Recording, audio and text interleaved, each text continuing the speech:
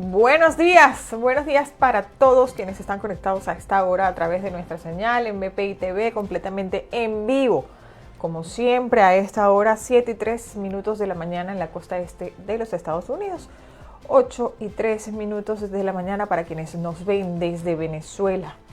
Ya amaneciendo aquí en sus pantallas el downtown de Miami con un hermoso día, o lo que aparenta ser un hermoso día, pero con bastante frío. Estamos en este momento en la ciudad de Miami a 47 grados Fahrenheit, lo que significa 9 grados centígrados. Ya estamos aquí bastante arropaditos, sin embargo en el estudio tenemos un clima frío, pero no tanto. Buenos días para todos. Hoy 29 de enero.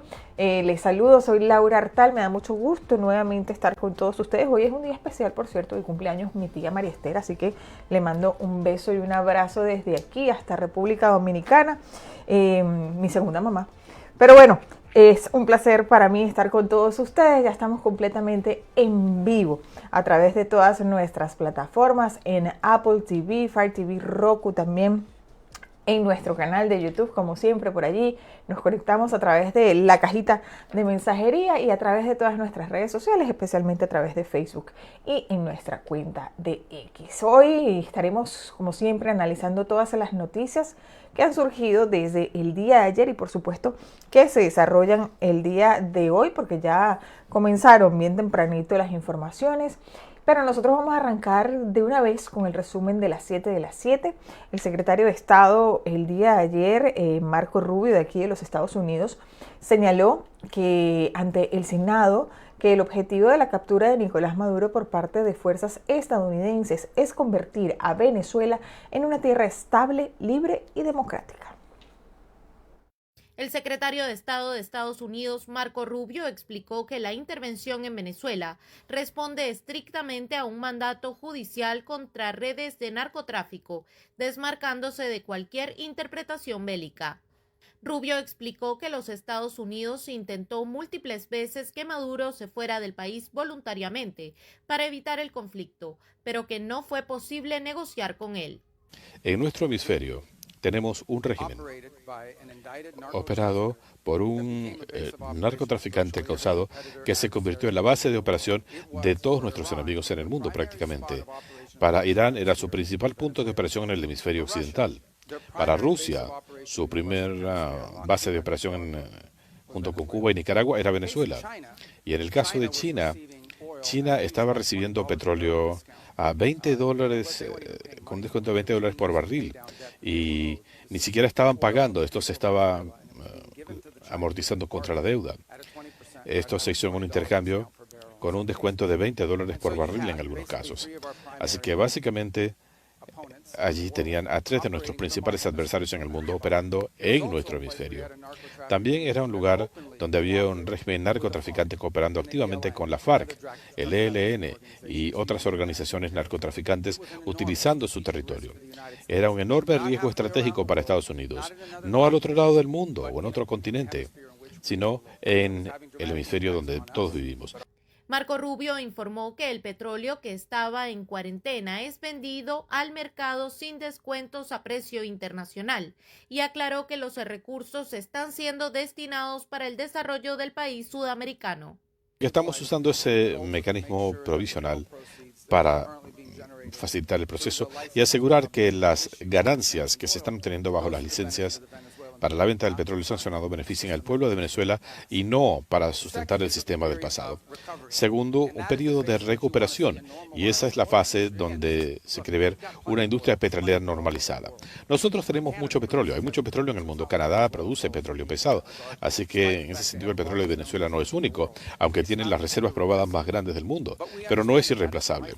Pero entendemos que eso es vital. Esos recursos permitirán la estabilidad y la prosperidad de Venezuela de aquí en más.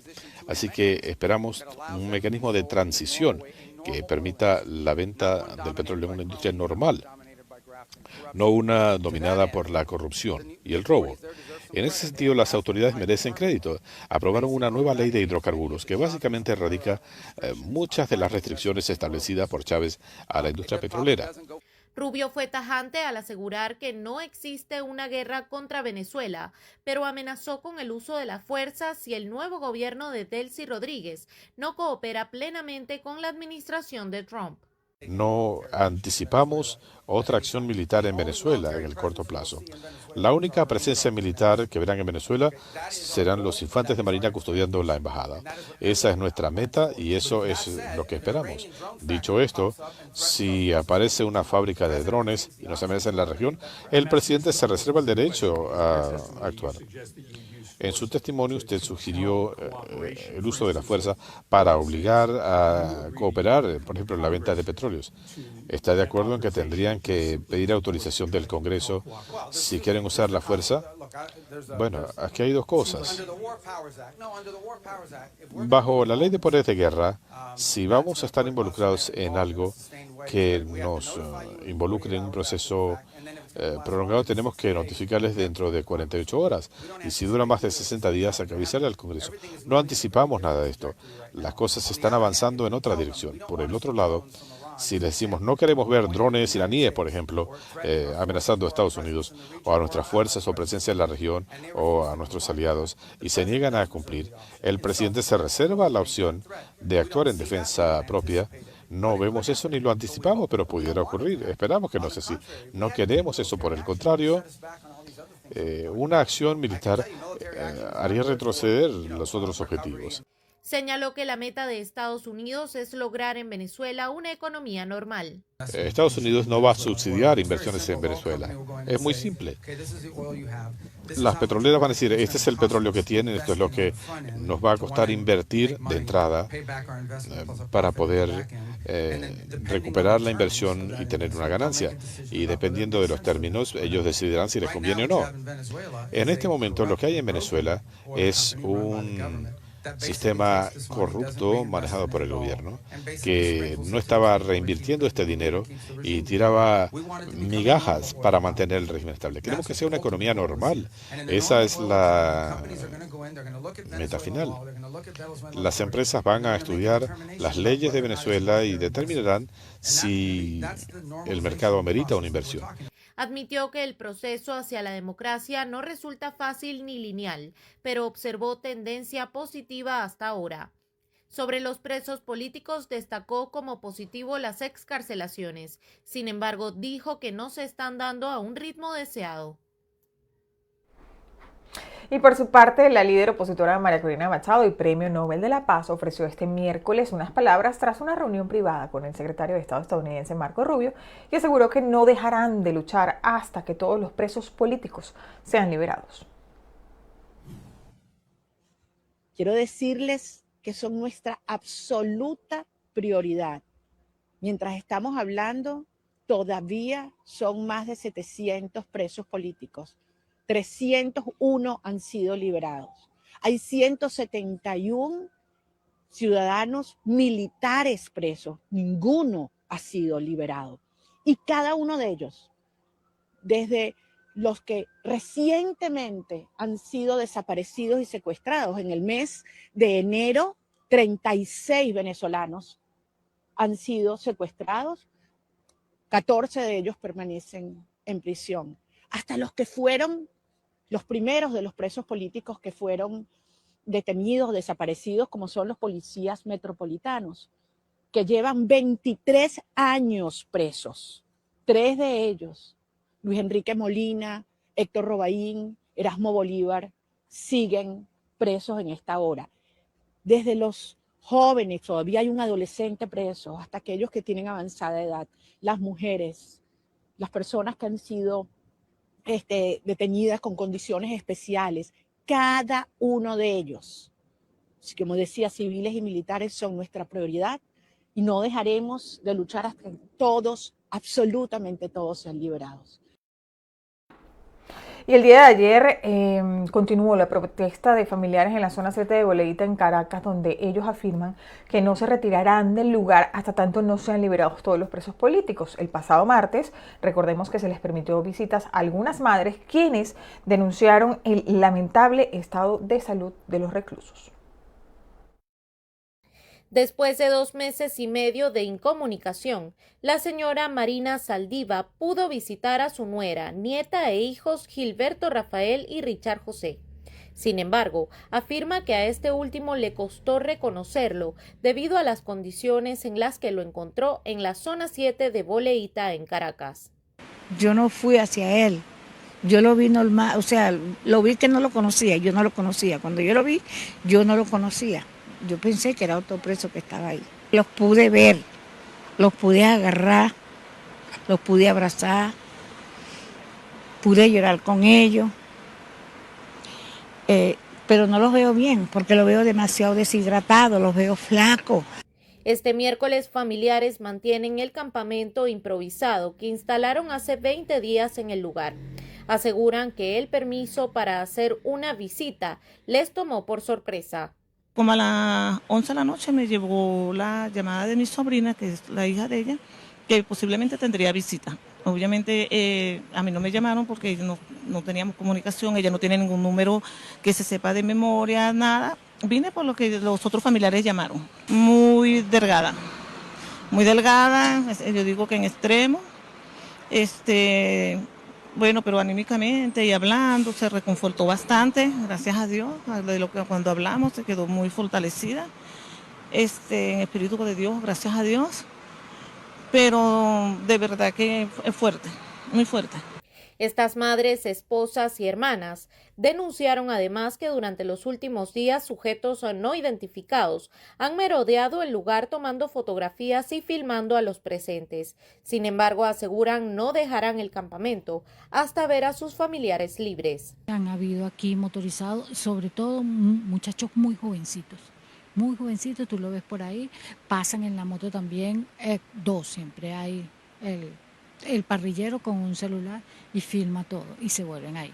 Y a veces se quedan allá, para acá hacia abajo, y cada familia que se va yendo, va pasando, ellos lo firman. Por lo menos el mío me lo dijo con mucha firmeza: mamá, no abandonen lo que ustedes empezaron allá abajo. Esto.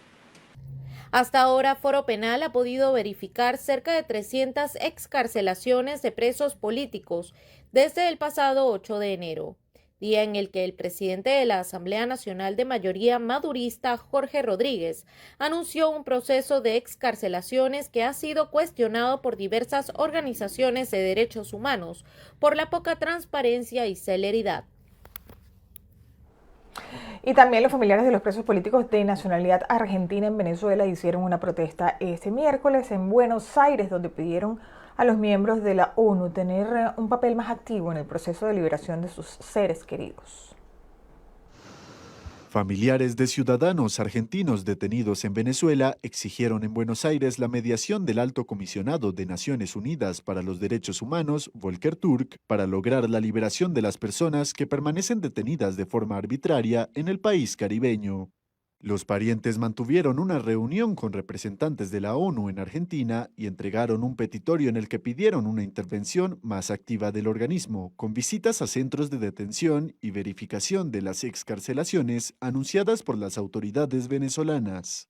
Vanessa Giuliani, hermana de Germán Giuliani, declara: nosotros queremos una participación más activa de estas entidades, que sea que hagan acciones reales, que se acerquen a los centros de detención, que hablen con los detenidos, que les lleven un poco de paz ante este proceso que es muy cruel y muy injusto para todos los presos políticos en Venezuela. En el documento, las familias denunciaron la falta de debido proceso, acceso a defensa legal, independencia judicial y contacto con familiares y autoridades consulares, además del impacto físico y emocional de las detenciones prolongadas.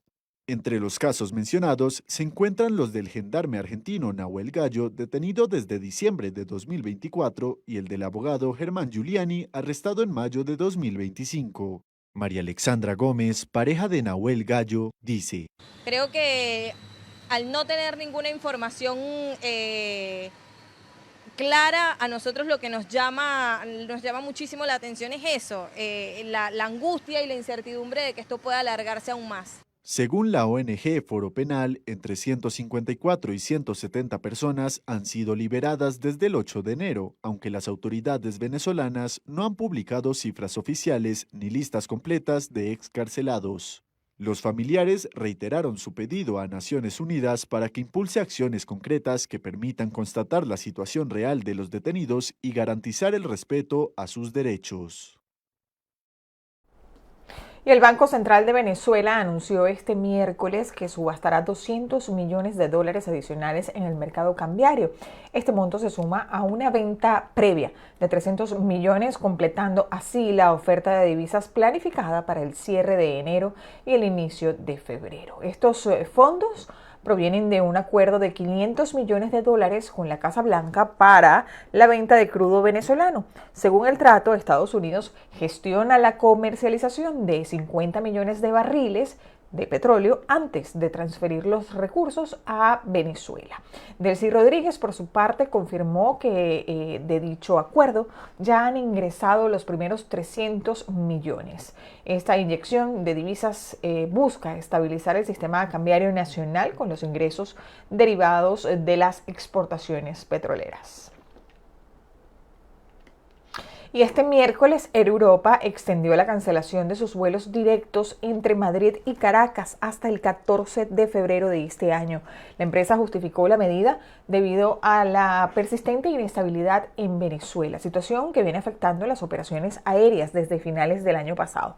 Para compensar a los pasajeros, la aerolínea ofrece cambios de fecha sin costo hasta el mes de marzo, reubicaciones en rutas hacia Colombia o Panamá y créditos para futuras compras. También está disponible la opción de reembolso total del boleto para quienes no deseen reprogramar su viaje. Esta suspensión se suma a las medidas adoptadas por otras compañías españolas desde el mes de noviembre del año pasado por motivos de seguridad. Los afectados que compraron mediante agencias deben tramitar su solicitud directamente con las agencias, mientras que los clientes directos deben llamar al centro de atención de Air Europa. Y la Federación Venezolana de Maestros reportó un déficit del 60% de los docentes especialistas en liceos públicos en el estado Monagas, por lo que solicitan la aprobación del contrato colectivo. Vamos a ver más detalles en nuestras regiones de Venezuela. A través de una entrevista radial, la secretaria general del gremio de docentes de esa entidad, Odalis Level, señaló que la situación afecta a la mayoría de estudiantes de educación media y diversificada. Mencionó que las especialidades como física, química, matemáticas, el mismo inglés, castellano, es donde tienen mayor deficiencias de docentes. La vocera magisterial solicitó al Gobierno Nacional que apruebe el contrato colectivo propuesto por el sector para evitar la deserción de docentes. En el estado Bolívar, el alcalde del Callao, Coromoto Lugo, informó que el municipio espera recibir al menos 40.000 turistas durante la celebración de los carnavales 2026. El mandatario local resaltó que más de 5.000 personas están involucradas en la organización de la famosa manifestación cultural nombrada por la UNESCO como Patrimonio Cultural Inmaterial de la Humanidad. En cuanto a la ocupación hotelera, comentó que las 700 plazas camas con las que cuenta la localidad ya están ocupadas, pero señaló que varias familias han habilitado sus casas que funcionarán como posadas, demostrando la hospitalidad de la gente del Callao.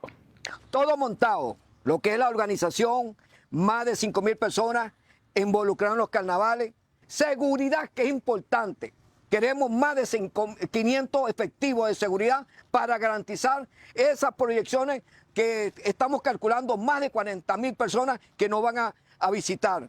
Lo que es la organización de las comparsas medio pinto, estamos preparando para el día domingo la comparsa de 800 medio pinto, la misa, las madamas. Ahí se involucra todo lo que es hoteles, lo que es panadería, lo que es el mercado municipal. Eso es una actividad comercial que impacta sobre la economía del municipio. Decreto que hemos emitido también, circulación de motos, prohibida la circulación de motos, los Zuncar, pasamontaña, harina, espuma, todo eso está suspendido y lo que queremos es que acaten esas normativas donde a través de la ordenanza de convivencia las hemos emitido para así brindar un mejor espectáculo y que la gente pueda disfrutar sanamente.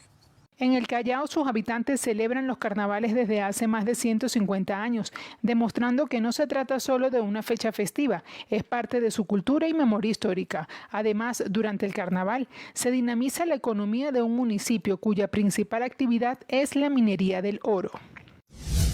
Cada 28 de enero se celebra el Día de la Zulianidad para rendir homenaje a la independencia de Maracaibo en 1821, una fecha marcada por actividades culturales y tradicionales del estado Zulia, donde se enaltece el orgullo de su gentilicio y la riqueza histórica de esa tierra bendita, donde los caracteriza el lago, la chinita, la gaita, el puente sobre el lago y su hospitalidad.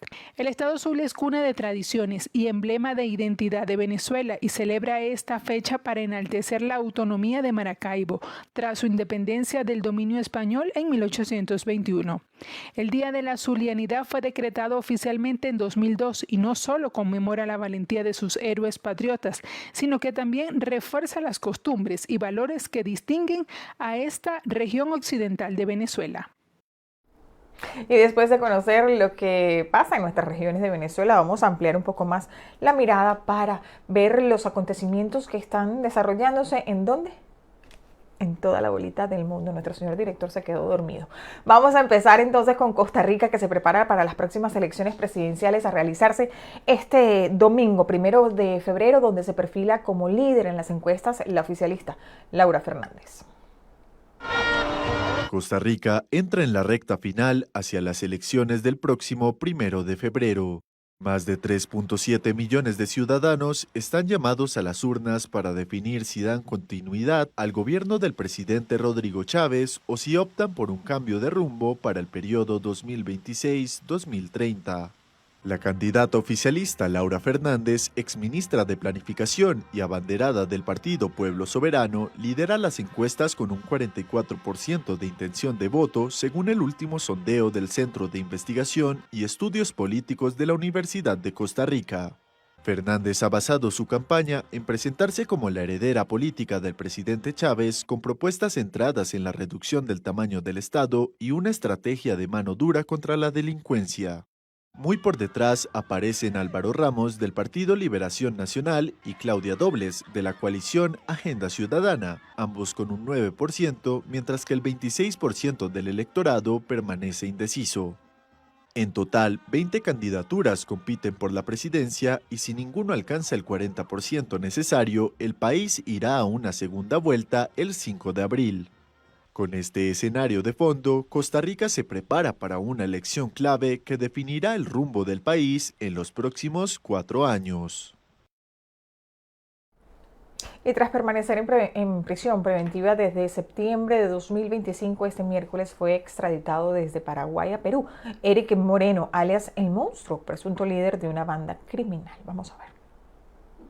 Las autoridades paraguayas extraditaron a Perú al presunto líder de una banda criminal, Eric Moreno, alias El Monstruo, uno de los más buscados por la justicia del país andino, donde debe responder por los delitos de robo, extorsión, secuestro y organización criminal. Así lo informó el jefe del departamento de Interpol, Julio Maldonado. Como les dije, el procedimiento radicó en lo que es la extracción de este ciudadano peruano de la penitenciaría Martín Mendoza, ubicada en la ciudad de Moscada, a primera hora de la mañana. El traslado sin ningún tipo de inconveniente hasta la Fuerza Aérea, a la prefectura aérea de esta unidad militar.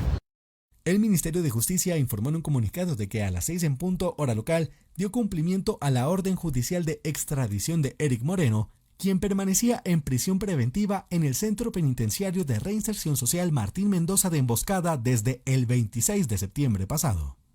Como presunto cabecilla de la banda bautizada por las autoridades como Los Injertos del Cono Norte, la policía peruana le atribuye otros casos de extorsión ocurridos en los últimos meses en Lima.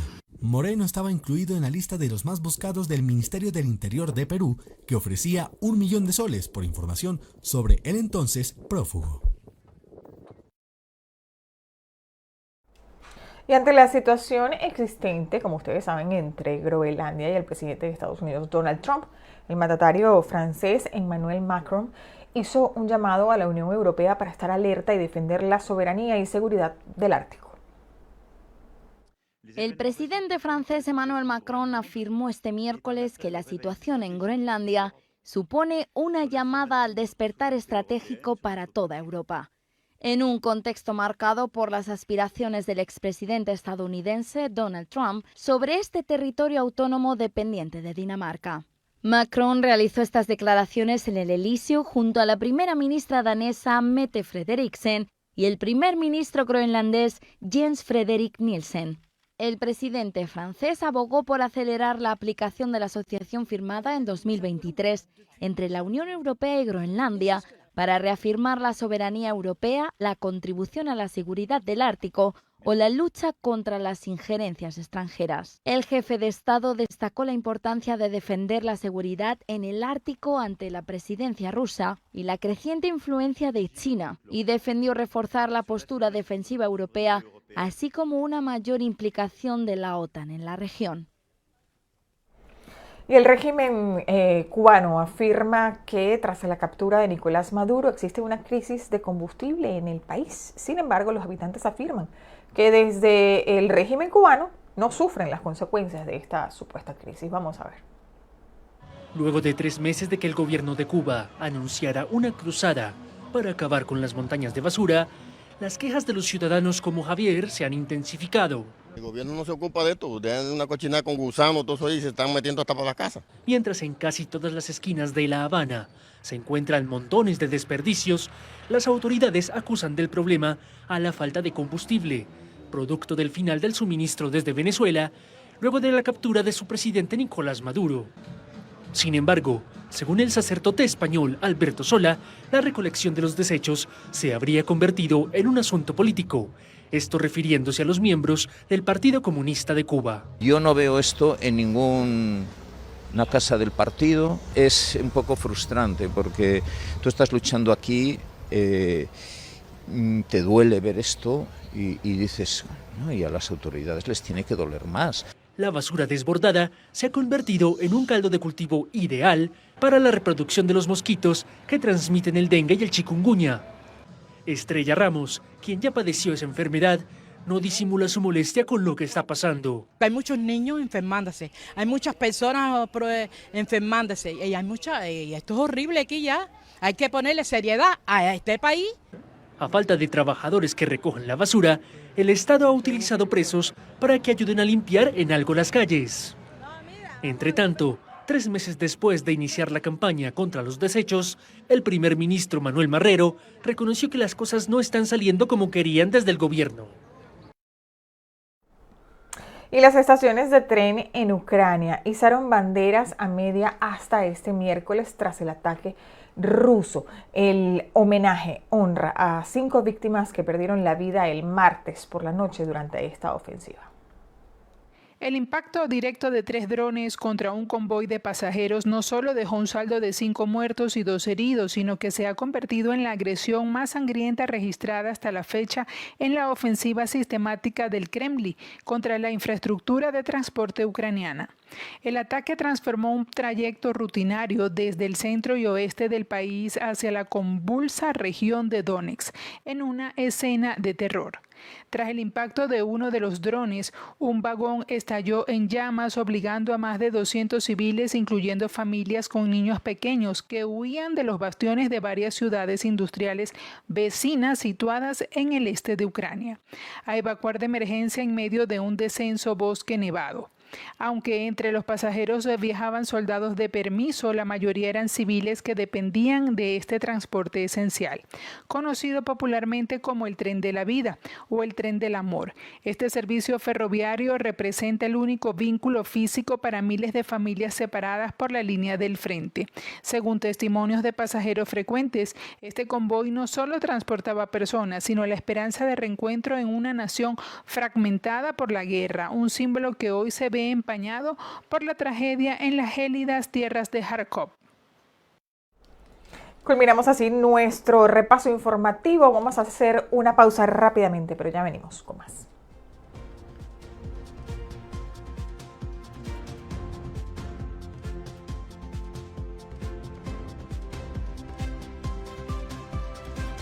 En Southdale Kia ofrecemos vehículos para todo tipo de personas y gustos, desde el carro para el adolescente o recién graduado hasta el profesional consagrado con una familia grande.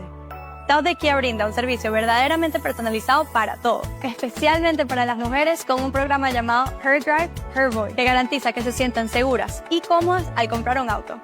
Cuando tu auto necesita servicio, no hay nada más conveniente que Southdale Kia. Ofrecemos ir a donde estés, recoger tu auto y dejarte otro mientras se realiza el servicio. Es así de fácil, nunca te quedarás sin auto. Y con 2 ubicaciones, una aquí en Miami y otra aquí en Homestead, siempre hay un Southdale Kia cerca de ti.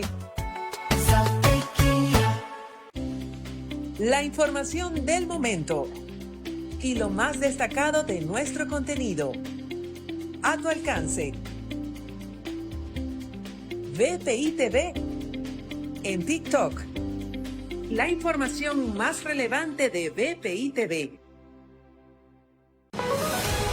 Soy José Pernalete y te invito a conocer todos los días las noticias que realmente impactan tu vida. Esto es América.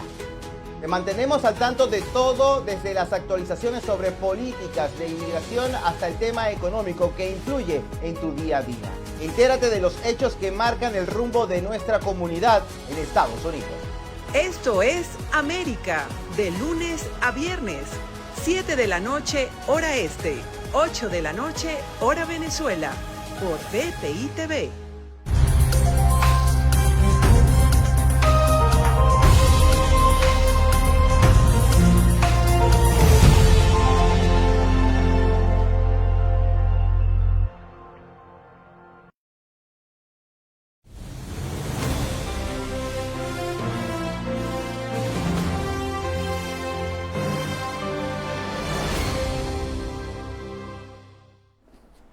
Y hoy vamos a desmenuzar una de las jornadas más importantes para la política venezolana en Washington. El día de ayer se llevó a cabo la comparecencia del secretario de Estado Marco Rubio ante el Senado, donde él dejó claro que lo que ocurre en Venezuela no es una transición democrática, sino una administración estratégica bajo supervisión directa de los Estados Unidos. También se reunió por más de 90 minutos el secretario Rubio con María Corina Machado en un encuentro que parece haber fijado líneas muy concretas para la fase actual y la etapa que viene para Venezuela.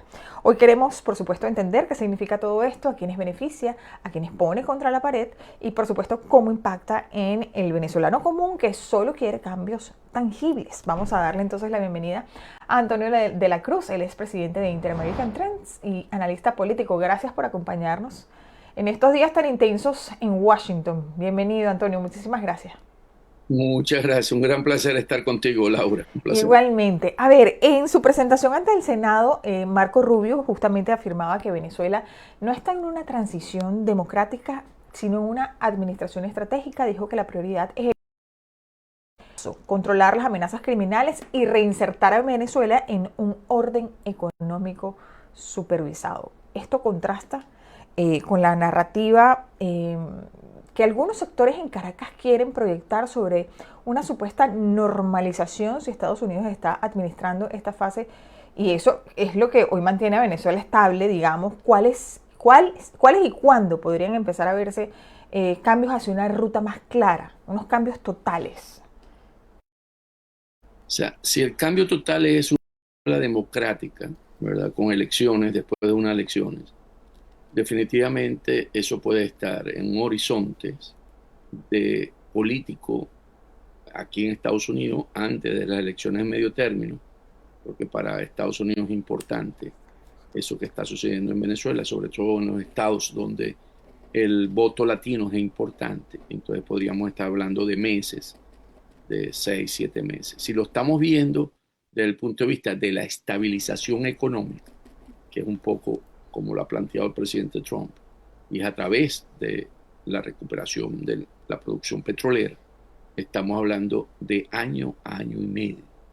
Esos son los tiempos. Los tiempos están entre los tiempos políticos de Washington y los tiempos de crear la estabilidad económica por el crecimiento de la producción petrolera de 1.300.000 barriles, 1.400.000 barriles en un año, año y medio. Entonces, lo que sí está claro es que tenemos un proceso de estabilización donde están desmontando por el propio mismo, lo que se llama la continuidad administrativa de Delcy Rodríguez, como encargada de esa estructura que hoy está en Miraflores, y eso está actuando, se está haciendo progresivamente.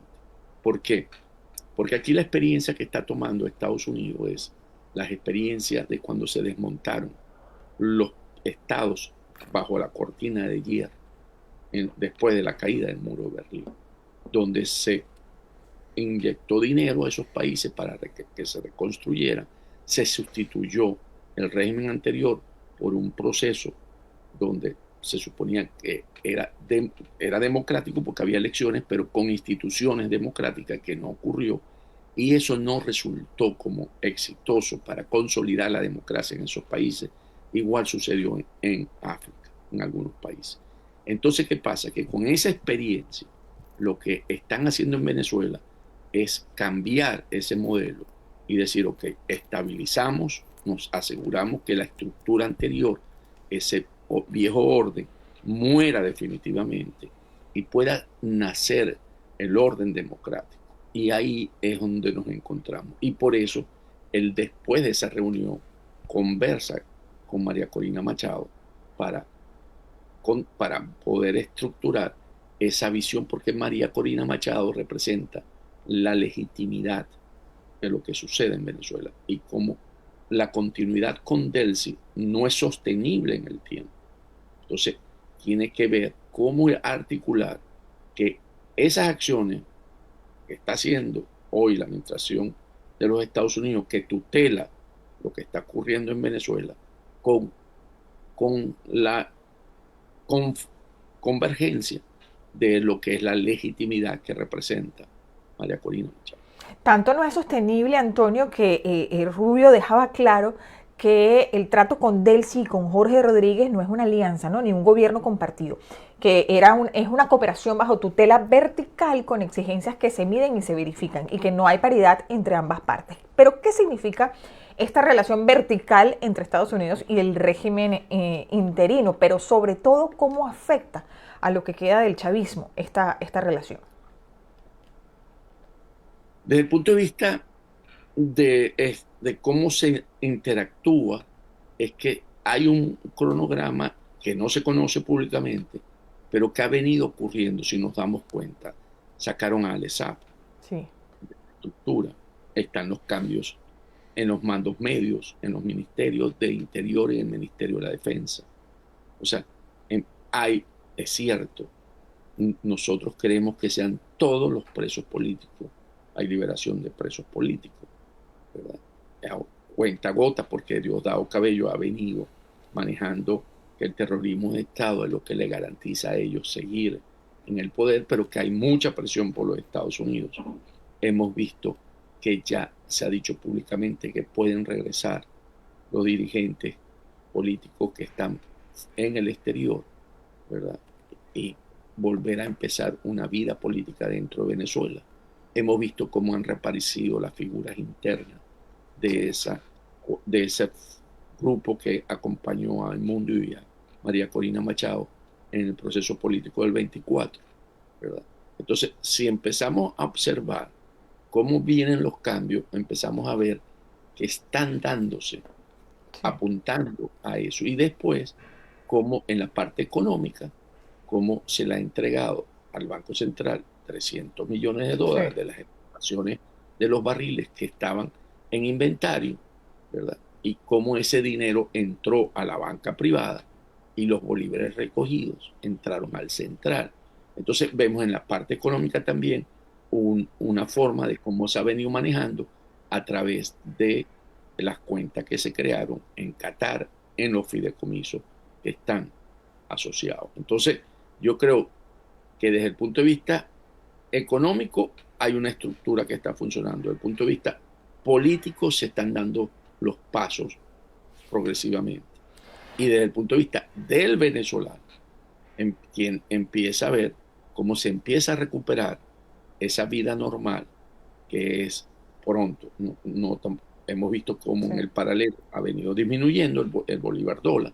Y eso, aunque no se sienta todavía en términos de precios al público, va a tener una influencia.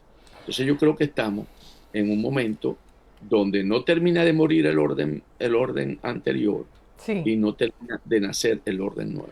Claro, y justamente en esa línea bastante delgada, los están obligando a desmontar su propio aparato, ¿no? Estructuras criminales, alianzas extranjeras, grupos armados, el mismo sistema de represión interna que sostuvo el régimen. ¿Hasta dónde, Antonio, puede llegar el chavismo en este proceso de capacidad para cumplir esta agenda?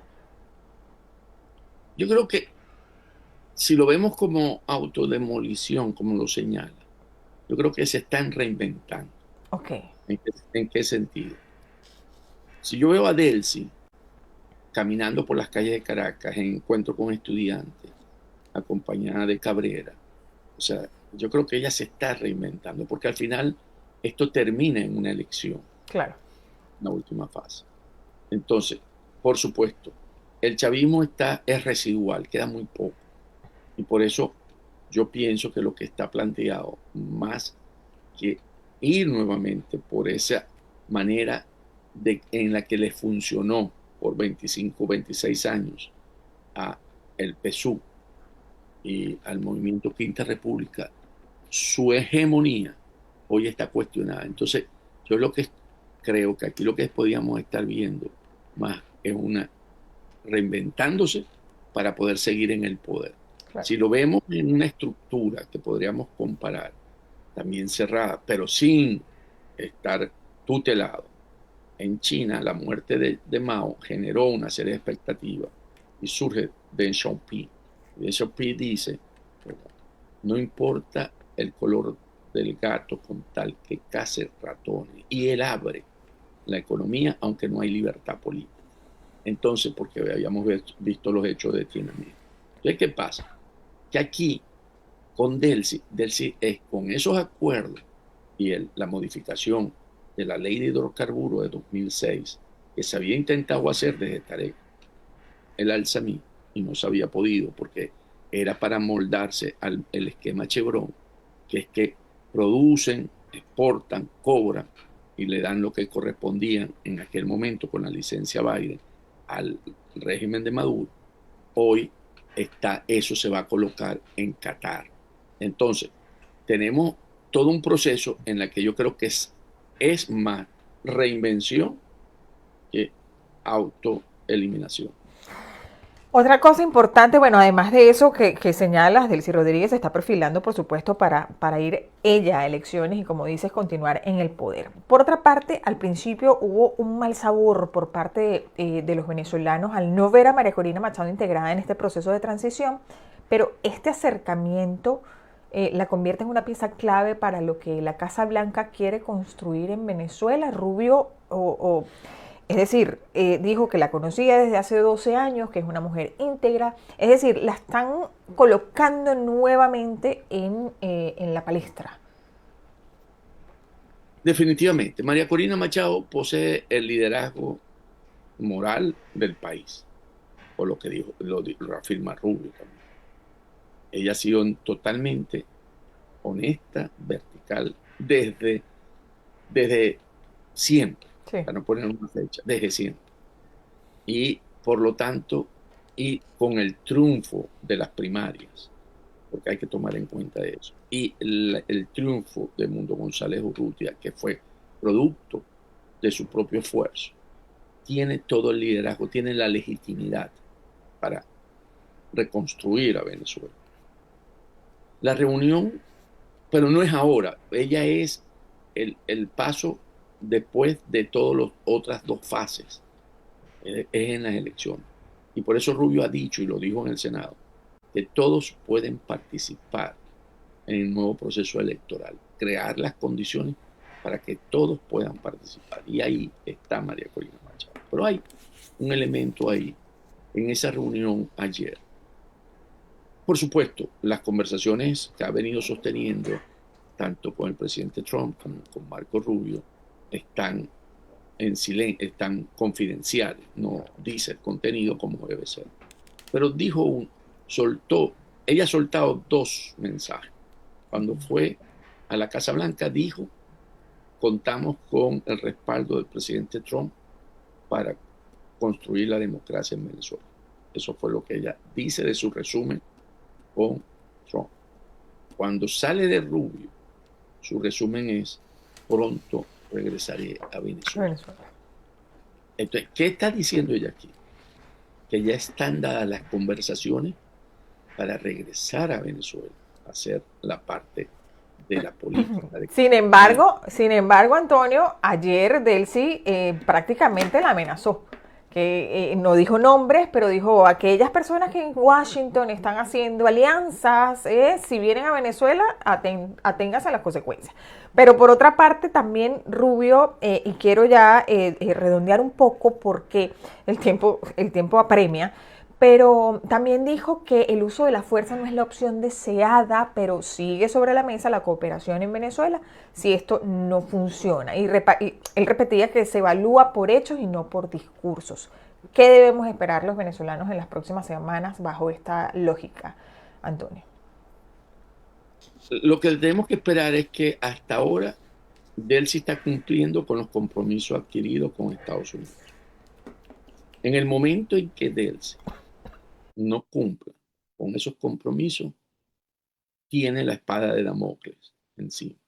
Le va a ir peor que a Maduro, lo dijo el secretario Rubio anteriormente, no ayer en el Senado. Entonces, los hechos son esos. Los discursos dirán otras cosas, ¿verdad? Porque ella puede. Pero cuando ella sale para poner el ejemplo concreto de María Corina Machado, de la reunión con Rubio, ya Rubio, estas conversaciones de que María Corina regresa a Caracas, ha tenido que ser planteado.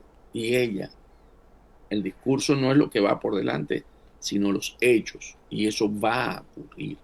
Aquí no nos quedemos en la forma del discurso, sino en los hechos. Y yo creo que en ese sentido, ahí está planteada lo que hoy Estados Unidos está haciendo en Venezuela.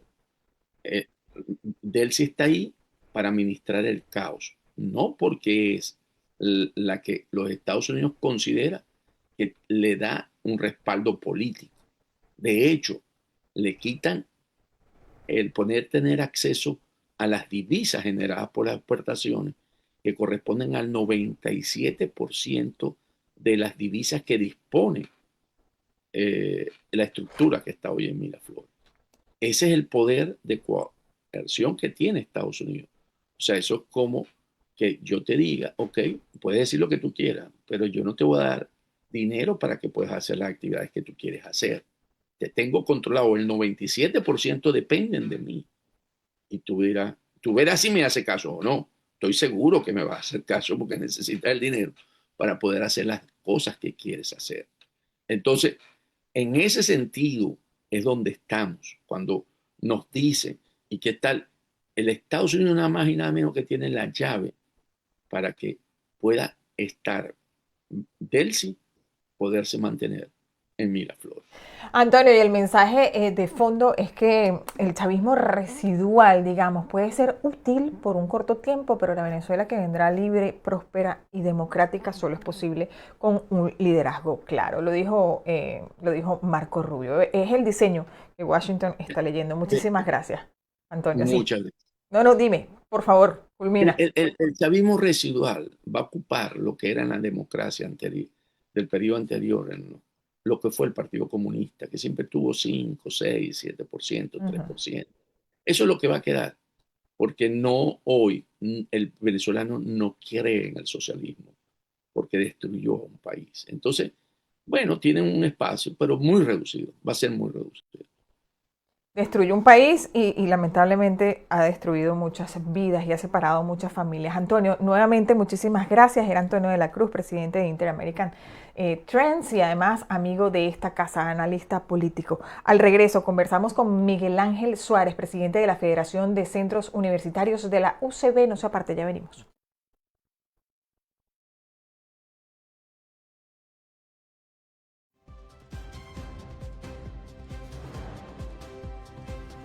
En South Kia ofrecemos vehículos para todo tipo de personas y gustos, desde el carro para el adolescente o recién graduado hasta el profesional consagrado, con una familia grande. South de Kia brinda un servicio verdaderamente personalizado para todo, especialmente para las mujeres con un programa llamado Her Drive, Her Voice, que garantiza que se sientan seguras y cómodas al comprar un auto.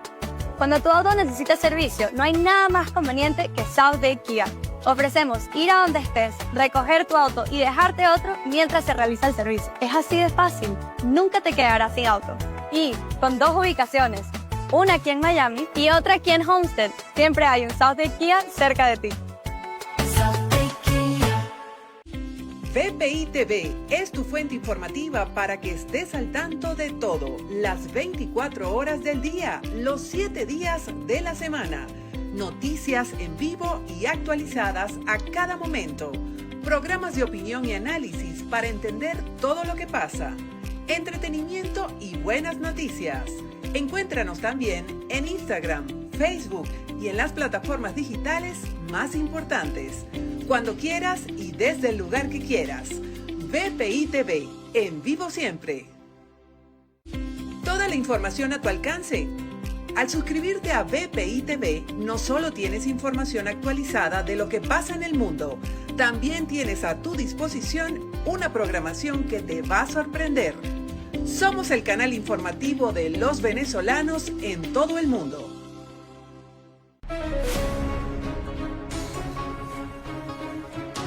Actualizamos en este momento nuestro panorama informativo en Venezuela y el resto del mundo. Noticias.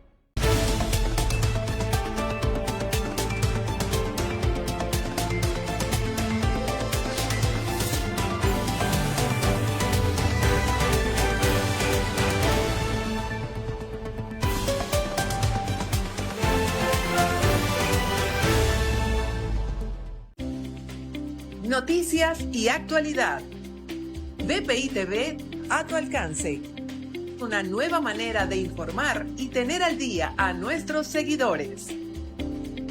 Únete a nuestro canal de WhatsApp.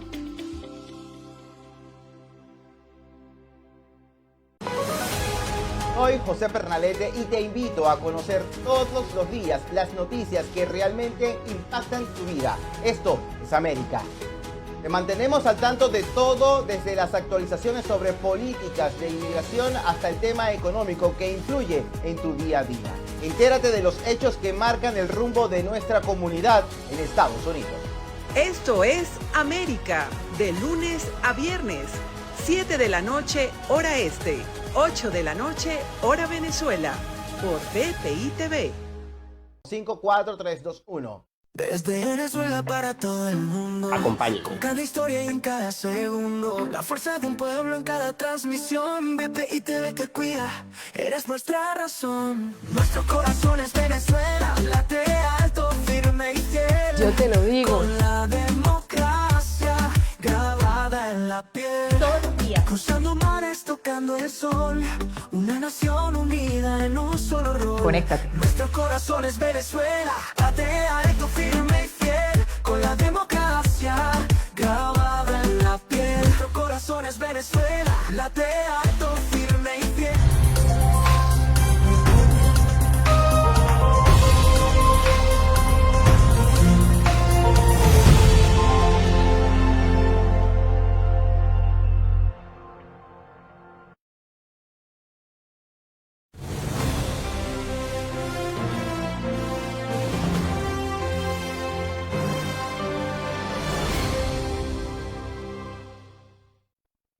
Bueno, y como ustedes saben, centenas de familias permanecen en las afueras de las cárceles en vigilias que no paran. Esperan a sus hijos, a sus hermanos, a sus esposos o padres que por fin salgan de esos muros, de esas rejas. En medio de esa realidad, una imagen le dio la vuelta al país. Un estudiante de la UCB mirando de frente a Delcy Rodríguez y exigiéndole la liberación de todos los presos políticos. Esa voz fue la de Miguel Ángel Suárez, presidente de la FCU, una voz que muchos hubieran querido alzar, pero que él decidió hacerlo en nombre de todos. Miguel Ángel, bienvenido y gracias por estar con nosotros. Te vemos por Hola, ahí. Laura. ¿Cómo estás? Hola, Laura. Muy bien agradeciendo que el espacio que nos estás dando el día de hoy. Y bueno, nada, lo que nosotros hicimos fue alzar la voz por todos los venezolanos y poder quizás ser interlocutores de tantas familias que a nosotros mismos nos ha tocado compartir a las afueras de los centros de reclusión Y creo que es un llamado no solamente de esa familia, de los estudiantes, sino, como te lo digo, de un país entero.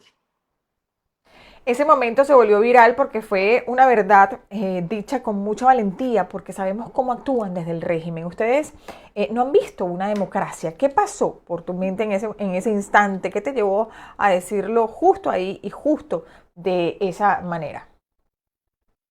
Mira, la verdad es que nosotros, desde hace tiempo, las reuniones que hemos tenido en la federación, con los distintos movimientos estudiantiles, estamos convencidos de que el 3 de enero se abrió una oportunidad de cara a la reconstrucción nacional y a la redemocratización de este país, y que nosotros teníamos que llevar a vanguardia para que los venezolanos perdieran el miedo de decir lo que piensan, de decir lo que sienten, y eso pasa por tomar decisiones como esta y poder encararle al poder y exigirle a un servidor público, porque muchas veces uno no humaniza a estas personas, pero son servidores públicos que tienen que responder a las demandas de las personas.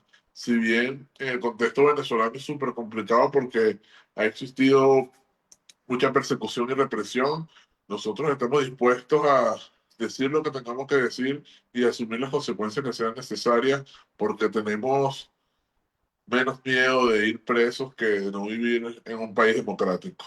Ustedes han acompañado desde la FCU a las familias en los centros de reclusión, han estado en vigilias, han entregado insumos y hasta han ayudado a organizar colectas, que de eso vamos a hablar más adelante, para quienes no tienen que comer. ¿Qué es lo más duro que ustedes han visto personalmente en estas vigilias? Mira, sin duda las historias de las madres que están a las afueras de los centros de reclusión, y también las vicisitudes que pasan en esos sitios. Nosotros hemos acompañado, por ejemplo, a los familiares en zona 7, y hay madres de tercera edad que tienen que estar durmiendo en una carpa a la intemperie, pasando frío, personas que tienen problemas de diabetes y que te miren de frente cuando tienen alguna crisis, que se desmayan o algo, y te digan: mira, Miguel, nosotros aquí nos vamos de dos formas: o nos vamos muertos o nos vamos con nuestro familiar en la mano. Y es bastante duro esa realidad.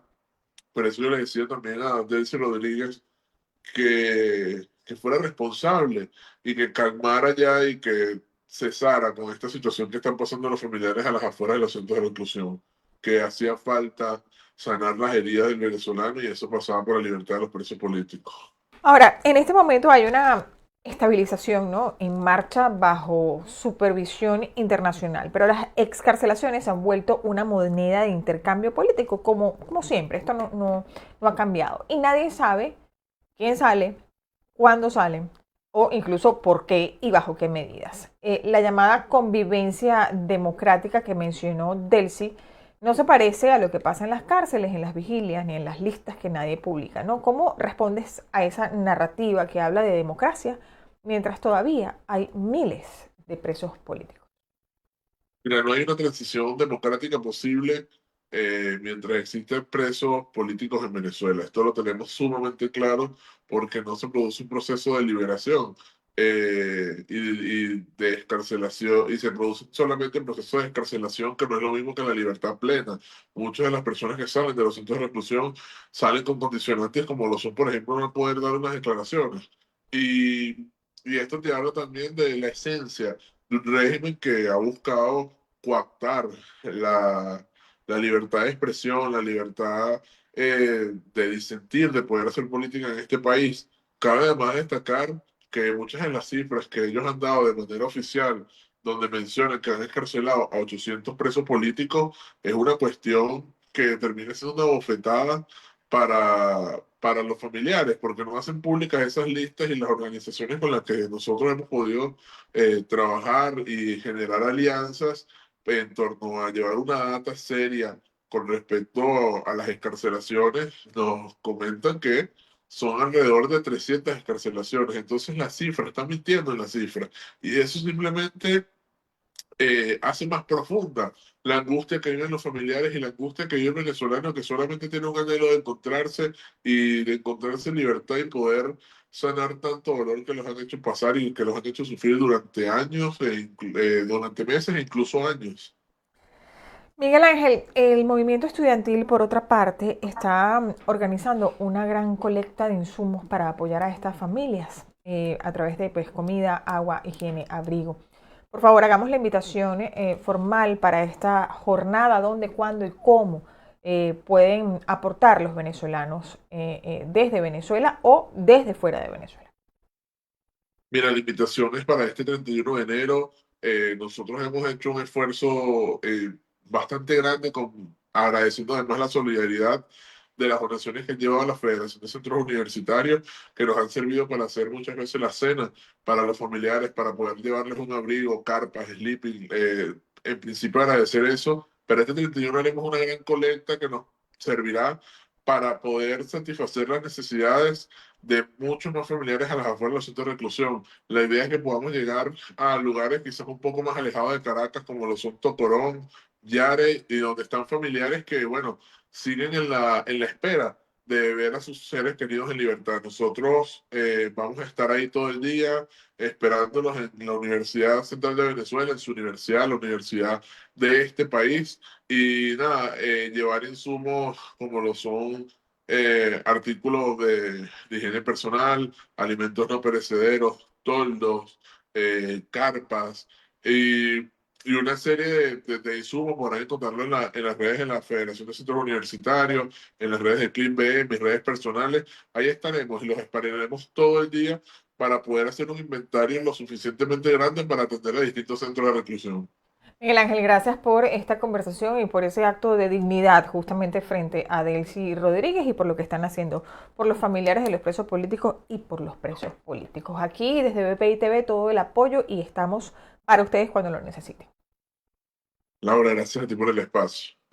Era Miguel Ángel Suárez, presidente de la FCU. Será hasta mañana. Feliz jueves. Yo soy Laura Artal. Chao, chao.